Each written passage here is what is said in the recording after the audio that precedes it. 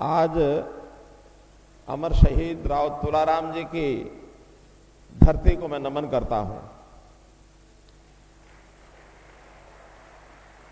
ये वो धरती है, शहीदों की धरती, और उन शहीदों की बदौलत हमको आज से 75 साल पहले आजादी मिली थी, और उन शहीदों की बदौलत ही इस आजादी को हम लगातार कायम भी रख पा रहे हैं।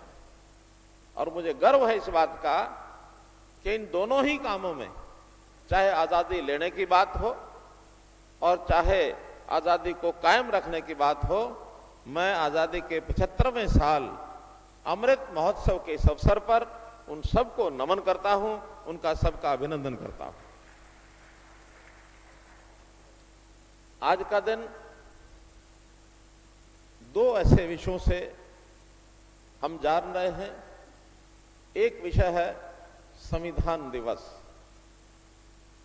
संविधान दिवस यानी देश की आजादी के बाद डॉक्टर भीमराव अंबेडकर जी के नेतृत्व में जो एक संविधान सभा बनी थी, और उस संविधान सभा के जिम्मे यह लगाया था कि आजादी तो हमें मिल गई, लेकिन आजादी मिलने के बाद हमारा रहन सहन, हमारा जीवन यापन, हमारे सारे सिस्टम्स, हमारे कानून, हमारी सरकारें, केंद्र सरकार, राज्य सरकारें या फिर पंचायती राज की सरकारें, ये किस प्रकार के काम करेंगी आखिर एक सभ्य जीवन को व्यतीत करने के लिए, मानव जाति को सुखी करने के लिए नियमों का पालन करना होता है। तो नियमों के ग्रंथ को, ये पवित्र ग्रंथ जो संविधान बनाया गया, इसमें सालों साल लग गए थे बनाने में, और आज के दिन 26 नवंबर को उसको देश की जनता को समर्पित किया गया था। लागू हुआ था 26 जनवरी को, 2 महीने बाद, लेकिन 26 नवंबर को और वो समर्पित किया गया था। तो इस अवसर पर मैं डॉक्टर अंबेडकर को और जो भी उस समय की संविधान सभा के सदस्य थे, उन सब के प्रति कृतज्ञता जाहिर करता हूं। और एक दूसरा प्रसंग 26 नवंबर का कुछ बुद्धिजीवी लोगों को याद होगा, जिनको इतिहास याद है, ज्यादा दूर का इतिहास नहीं है। 2008 26 नवंबर की घटना है, जब ये आतंकवाद, इसका बोलबाला देश में बढ़ रहा था।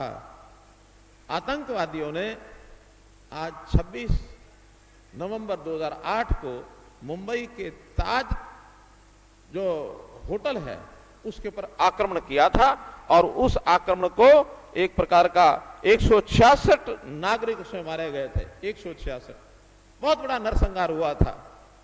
तो इस आतंकवाद की समाप्ति के लिए आज का दिन याद किया जाता है। भारत सरकार ने उसके ऊपर बहुत काम किया, और उसके बाद आतंकवाद को लगातार कुचला जा रहा है।